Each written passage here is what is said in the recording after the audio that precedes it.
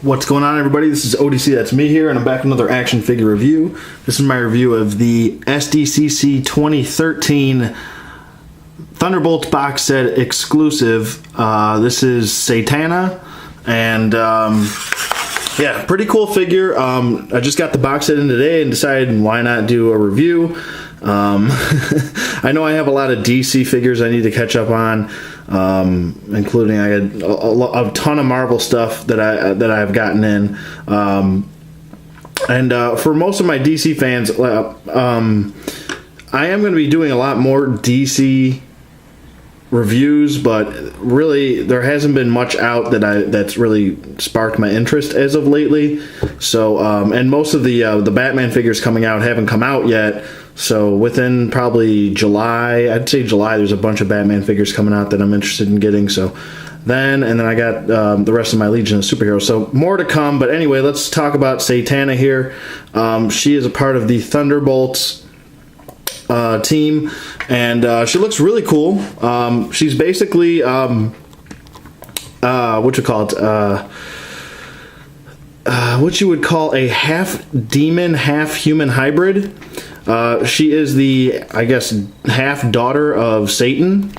She did have a brother that decided to go to the good side, and she went to the bad side, basically.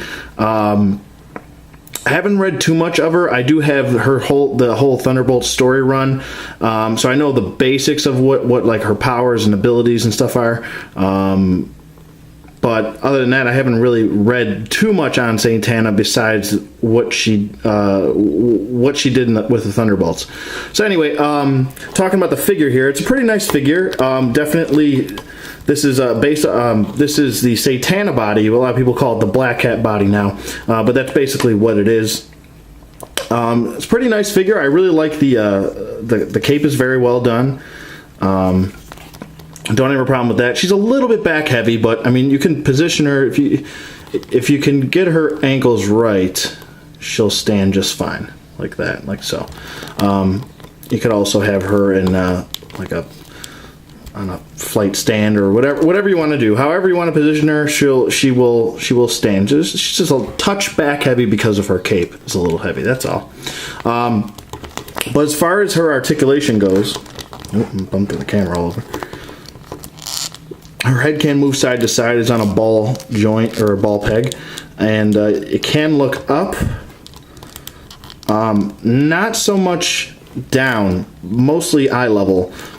She doesn't have any hair in the back, which is stopping her from moving. Actually moving, exactly. Her hair's kind of wafted all over to the side, so it doesn't intrude with the rest of the collar of the cape.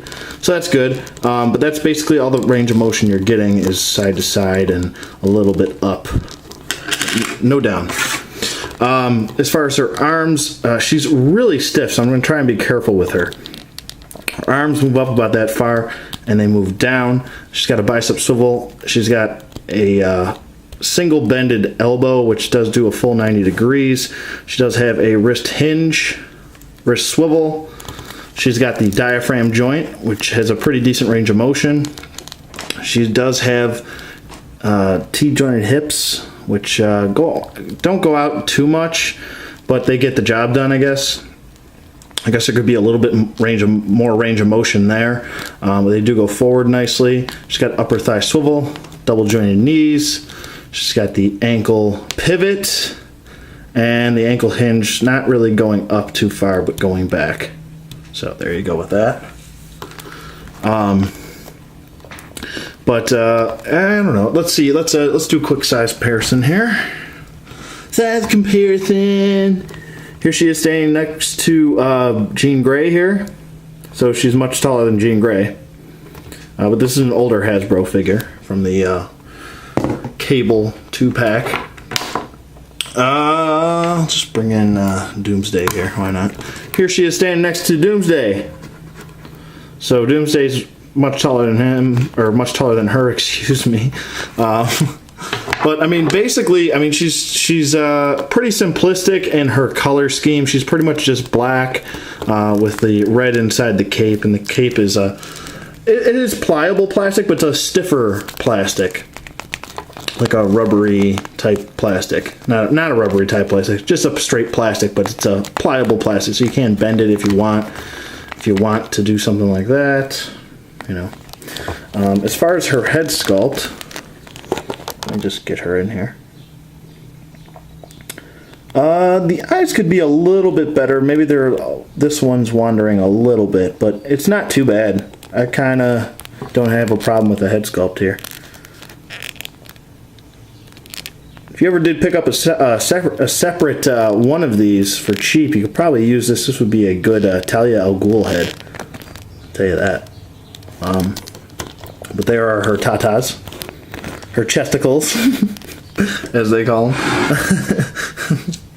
But yeah, she's pretty much plain black. Her hands are pretty much, as far as I know, she's the only one to use these hands. They're kind of the necromancer slash wizard hands, I guess, if you want to, like, casting a spell or something like that, or hypnotizing somebody, which is basically what she can do. So yeah, there is Satana. Yeah, I mean, yeah, so there you go. Pretty cool. She's definitely, you can definitely pick her out of the bunch as far as other Marvel Legends, and this is really the body mold that changed body molds for the female figures, really. A lot of the body mold should be used off of this, or the characters should be used off this body mold. Excuse me, I'm like, can't talk for some reason. But yeah, they should use characters, female characters, obviously, on this body mold. As I fumble over my words this entire review, but so I apologize. But yeah, she's a solid figure. I'm not really sure how much she goes for separately. I would assume most of these Thunderbolts figures go for around 30 and up. I haven't really seen any go in the 20s. I mean, I picked up Luke Cage for under $30, so I didn't really have a problem with there. And if you want to check out my Luke Cage review, you can. It's in my library, or I guess I'll throw it in the description box below so you guys can check that out. So this way I have all of them together. So Satana is the second one technically, since I already did Luke Cage a while ago.